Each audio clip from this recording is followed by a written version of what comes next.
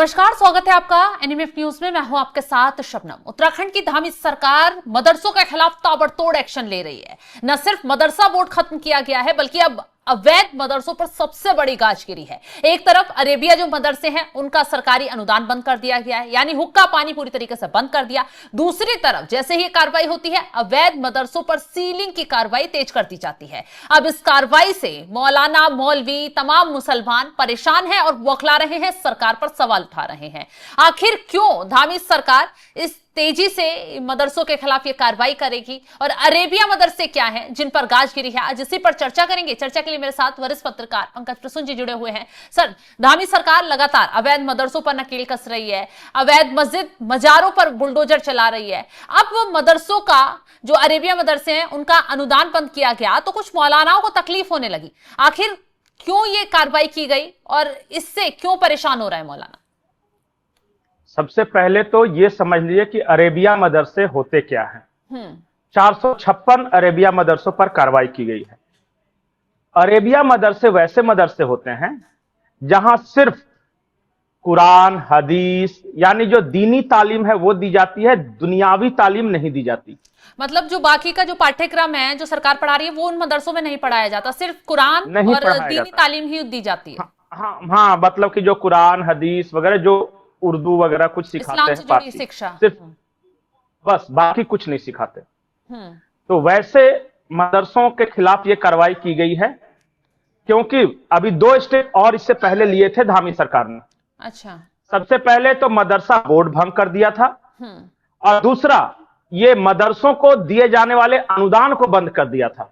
उत्तराखंड की सरकार का साफ मानना है कि जो भी उत्तराखंड में पैदा हुआ वो उत्तराखंड का नागरिक, भारत का नागरिक है और भारत के हर नागरिक को प्रोग्रेसिव बनाना, जमाने के अनुसार उसको तैयार करना सरकार का फर्ज है। ऐसा नहीं हो सकता कि भारत का कोई नागरिक साइंस पढ़े ही ना, मैथ्स पढ़े ही ना, ज्योग्राफी, हिस्ट्री, फिजिक्स ये सब कुछ पता ही नहीं हो, वो सिर्फ एक किताब पढ़े और बड़ा होके फिर कैसे इस दुनिया में सरवाइव कर सके या उस तरह का नागरिक कैसे बन सके जिस तरफ दुनिया जा रही है।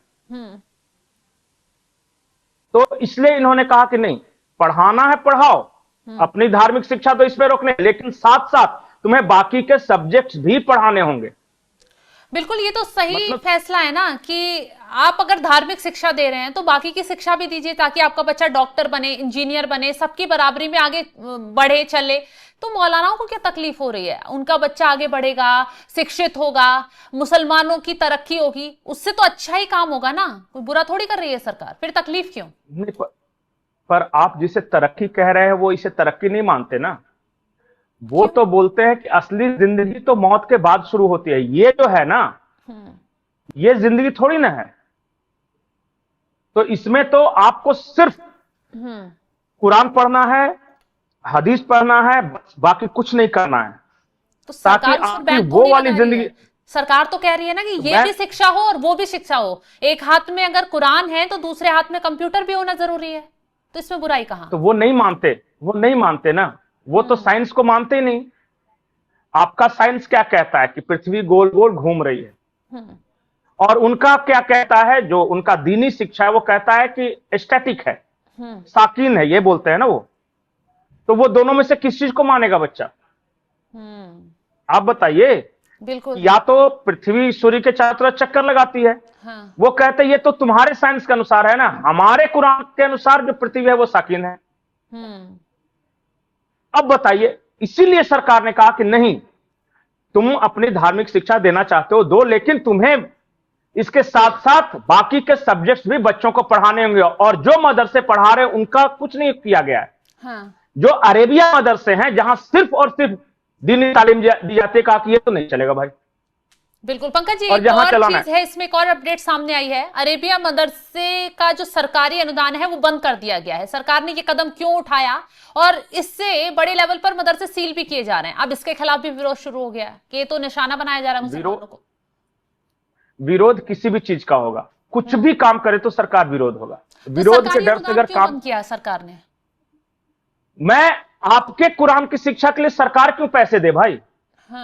आपको पढ़ाना है, पढ़ाओ अपने बाल बच्चों को। सरकार अच्छे नागरिक तैयार करने के लिए पैसे देती है,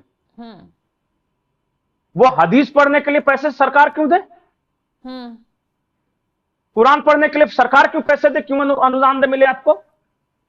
कल को जाके कोई इसी तरह कोई पंडित बोल देगा कि हम तो भाई सिर्फ धर्म ग्रंथ पढ़ाएंगे और हमको सरकार से पैसे दो, बोल सकता है कि नहीं?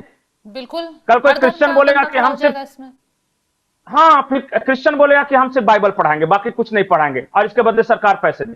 कैसी स्थिति पैदा हो जाएगी फिर? सब अपनी क्यों चाहिए वो? देखिए, हाँ, अगर आपको कुरान सिखाना तो आपकी पर्सनल कैपेसिटी में सिखाओ, आप सिखाओ, एक सब्जेक्ट के रूप में उसको बता सकते हो, ये कर सकते हो आप। जैसे संस्कृत एक सब्जेक्ट हो गया, वो उसी तरह आप उर्दू कोई सब्जेक्ट ले सकता है, कोई दिक्कत नहीं हमें। लेकिन सिर्फ उर्दू पढ़ाओगे, सिर्फ कुरान पढ़ाओगे, उसके बदले पैसे भी सरकार से चाहिए, ये तो नहीं होगा। इस पूरे मामले पर जमाते इस्लामी हिंद के उपाध्यक्ष हैं प्रोफेसर मोहम्मद सलीम इंजीनियर, वो विरोध कर रहे हैं। एक बार दर्शकों को सुनवा देते हैं वो क्या कुछ कह रहे हैं। सरकार का ये जो ऐलान है, ये एक तरह से मैं समझता हूं कि इस भारत देश को एक गलत रुख पर ले जा रहा है, और उत्तराखंड एक बहुत ही गलत मिसाल पेश कर रहा है। ये बताने की कोशिश कर रहा है कि जैसे वो सरकार जो है वो सिर्फ हिंदुओं की सरकार है, वो सरकार जो है वो मुसलमानों के खिलाफ एक किस्म का पक्षपात अपने दिमाग में रखती है। और जैसा कि बार बार बयानों में आता रहा है कि उत्तराखंड को देवभूमि कहा जा रहा है। ठीक है, देवभूमि कहने में हमें कोई एतराज़ नहीं है, मगर उसका ये मतलब निकाला जाए कि वहाँ मुसलमानों के मदरसों को और मुस्लिम समुदाय के लोगों को इतना मजबूर कर दिया जाए कि वो उत्तराखंड छोड़ने पर मजबूर हो जाएं।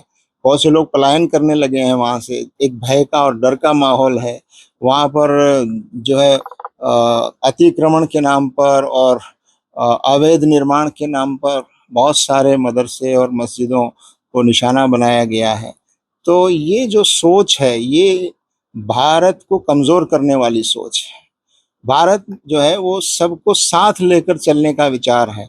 तो हम तो उत्तराखंड की सरकार को, वहाँ के मुख्यमंत्री को यही कहना चाहेंगे कि भारत की छवि को न बिगाड़ा जाए।